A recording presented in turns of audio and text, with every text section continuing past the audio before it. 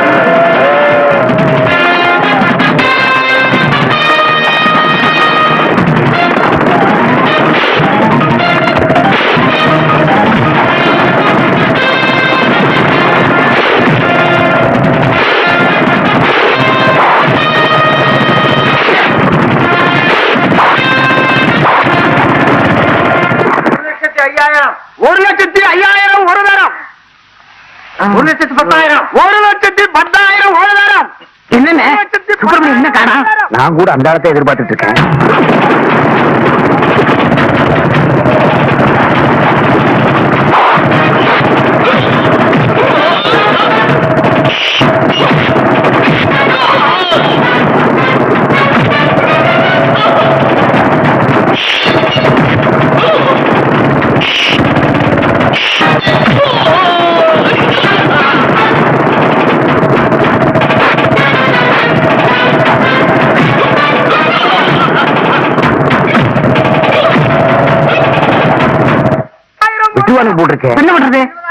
ஒரு ஐடியா, நான் ஒரு அமௌண்ட் கூடுறேன், நீ ஒரு அமௌண்ட் கூடு, மற்றது நான் பாத்துக்கிறேன்.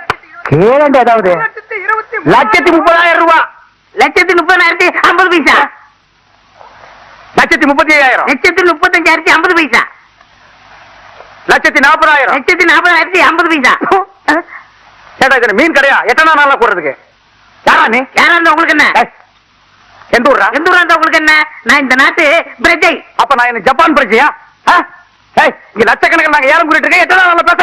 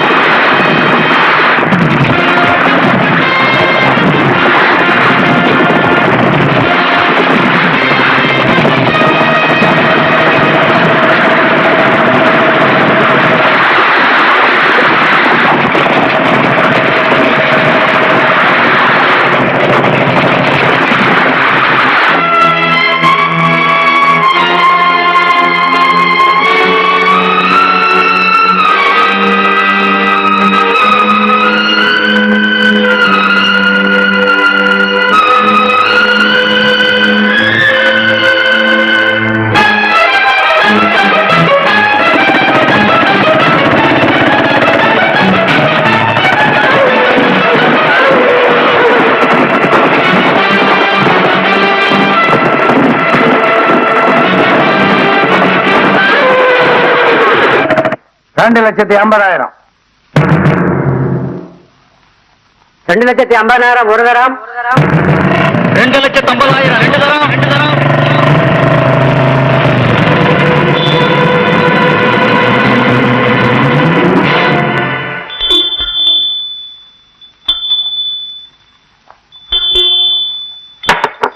போயா சுப்பிரமணியம், ஏழை முடிஞ்சு போச்சு. அப்புறம் என்ன நீ தயார் பண்ற? மாணி என்ன தண்டை ஏற முடியும்? அரசாணை பிடிக்கிட்டு போயிட்டேன். அண்ணா பேசுங்க. இந்த எடுத்துட்டு போங்கடா. வீட்டுக்கு வந்த மருமகளை என்னதான் மக மாதிரி வளர்த்தாலும் அவங்க மனசுல அப்படி இல்லையாப்பா. உழைக்க வந்த இடமா தானே நினைக்கிறாங்க. ஐயரு 1000 மந்திரங்களை சொல்லி சுபாபரணம் பாடி மாலை மாத்தி அனுப்பிச்சாரு. ஆனா ரத்தத்தை யார் மாத்துறது? அவங்க வீட்டு ரத்தம் எல்லாம் ஓடிட்டு இருக்குது. அவங்க வீட்டுல இப்படி ஒரு சம்பவம் நடந்திருந்தா இந்த அம்மா நகையை கழட்டி கொடுக்காம இருந்திருப்பாங்களா? பெரியவங்க எதுக்கு கழுத்து நிறைய நகையை போட்டு அனுப்புறாங்க? சினிமா தேட்டர் அங்கேயும் இங்கேயும் போட்டு சிலிப்பிட்டு திரியறதுக்காகவா? ஒரு கஷ்டம்னு கேட்டா தயங்காம கழட்டி கொடுக்கணுமாப்பா. முதல்ல அதை தெரிஞ்சுக்க. அதனாலதான் பெரியவங்க சொன்னாங்க பேங்க்ல இருக்கிற பணமும் பொண்டாட்டி கழுத்துக்கு நகை ஒண்ணுன்னு சொன்னாங்க. அந்த பிரச்சனை எல்லாம் முடிஞ்சிருச்சுல, அப்புறம் என்ன சும்மா தொடர்ந்து பேசிட்டு அட போங்கட வேலையில பாத்துக்கிட்டு. அதுக்கு தாண்டா அன்னைக்கே பாடி வச்சான், அண்ணன் என்னடா தம்பி என்னடா அவசரமான உலகத்துலன்னு. அந்த நாள் இன்னைக்கு இருந்திருந்தானா அப்பா என்னடா புள்ள என்னடா அமீனா புண்ட வீட்டுக்குள்ளாரன்னு பாடி இருப்பான். அமீனா வந்து மணி அடிச்சானே, எனக்கு மட்டுமா அடிச்சா? எங்க அப்பா மான மரியாதையெல்லாம் அடிச்சுட்டு போயிட்டான்டா. மாமா அம்மா நீ பேசாதம்மா, உன்னை கையெடுத்து கும்பிடுறேன். நான் என் பசங்களோட பாடுபாடுகளை பேசிட்டு இருக்கிறேன். எங்க கூட நீ பேசுனீங்கன்னா உங்க கூட அப்படியே சாஞ்சிரு. அதை எடுத்து நிமித்துற அளவுக்கு இங்க யாருக்கு தகுதி இல்ல.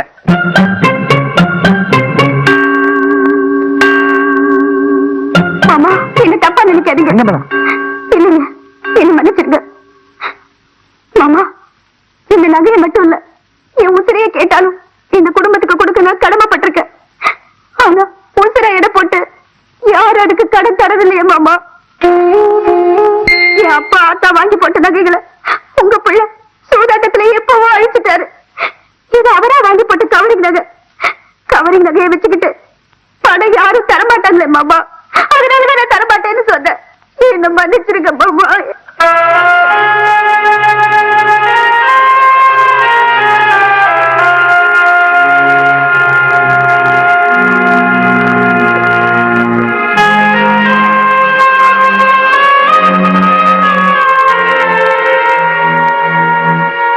கணேசா நீ சைலண்ட் சொல்லண்டா. சைனைடு சாப்பிட்டாலும் கூட சாக மாட்டா.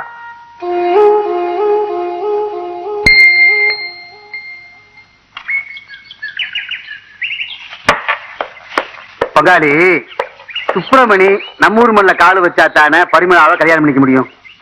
அவன் மட்டும் இல்ல, அவன் ஊருக்கார எவனுமே நம்ம ஊர் மல்ல கால் வைக்காம பண்ணிட்டா விளங்குற மாதிரி சொல்ற விளக்கண்ட. நான் ஏற்கனவே சொன்ன மாதிரி அந்த ஊர்ல பாயிர தண்ணிய நம்ம ஊர்ல மதை அடைச்சு நிப்பாட்டிட்டா 2 ஊருக்காரனு குடும்பியை பிடிச்சுக்குவானுங்க. 2 ஊருக்காரங்களை அடிச்சுக்கிட்டா வெட்டி குத்து உயிர் பலின்னு பெருசா போயிருமேடா. நாம எதை சிறுசா பண்ணிருக்கோம்?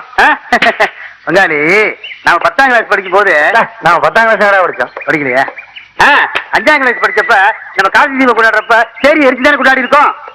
பங்காளி ஊரை 2ஆ பிரிக்கணும் பங்காளி. அப்பதான் ஒரு 10 பேர் வெட்டு சாவாருங்க. ஒரு 10 படி வித்தத்தையாவது பாக்கலாம். பாத்துரமா மத கடைச்சு ஊரை பிரிக்கலாங்கிற.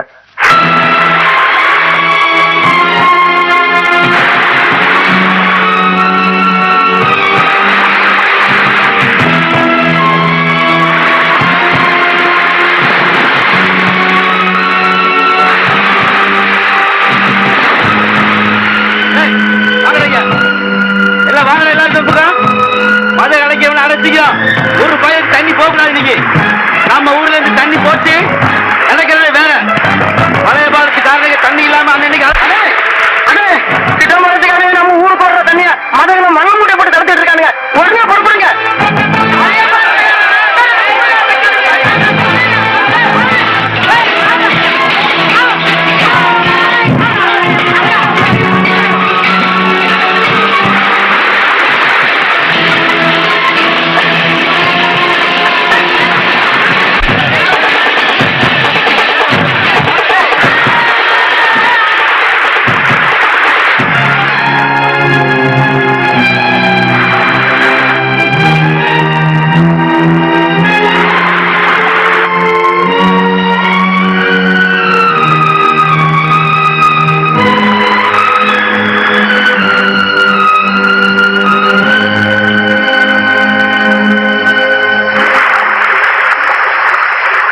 ஏண்டா மூக்கு வளையா தண்ணியவே நிப்பாட்டியும் கூட இந்த சோதா பசங்க அடிச்சுக்கிறானுங்களே தவிர ஒரு பரபரப்பு இல்லையே, சூடு பிடிக்கலையே. ஆமாங்க அடையாளம் உண்டா வர மாதிரில இருக்கு. ஒரு 4 பேரை வெட்டி சாச்சா எப்படி இருக்கும்? இப்படி பண்ண என்ன? நம்ம ஊருக்காரன நாமளே வெட்டி சாச்சிட்டு அந்த பழிய அசலூர்காரன் மேல போட்டோம்னா எப்படி இருக்கும்? 2 ஊர் முட்டிக்கும்ல. உச்சியில பனி விழுந்தா தாண்டா உன் மூளையே வேலை செய்யுது. என்ன செய்யலாம்? தாண்டா அது ராமசாமி தானே. அட என்னையா நீ கல்யாணம் ஆகி 30 நாள் தான் ஆகுது. 30 நாள் வாழ்ந்துட்டான்ல, அதுக்கு மேல அவன் இடத்துல கிழிக்க போறான். ராமசாமி கூப்பிட்டீங்களா? என்னண்ணே? ஏடா அசுரனுக்கார தயார் பண்ணிட்டு வெட்டி சாக்க வேண்டிய என்ன பண்றீங்க? மனுஷன் எப்படின்னா வெட்டுறது? எப்படியா?